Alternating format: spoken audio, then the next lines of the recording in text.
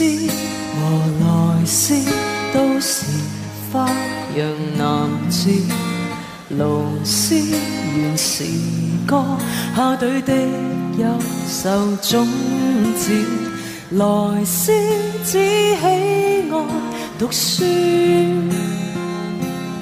偏偏他倆早見晚見，每日着住同樣純白襯衣，羅曼史開場於相鄰的桌椅，不過二人不敢放肆，能成為密友大概總帶着愛，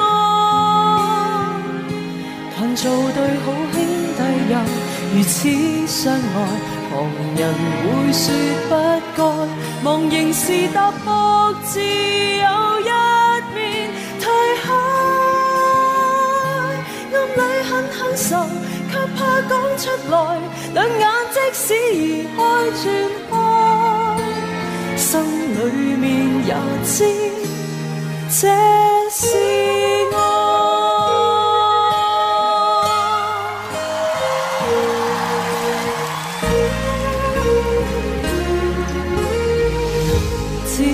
和男子怎能親密如此，無思難面對，卻跟他勾過手指，來思偏偏那樣痴，終於一次他撲過去，四目對望，然後除下襯衣，迷惑中的露絲，此時先至知，一向沒當這好手中女子，能成為密友大概總帶着愛，能做對好兄弟又如此相愛，旁人會說不該，純情何時會讓這悲劇裂開？他真的很意外，想起相識以來，一起溫説旁街，聽歌看海。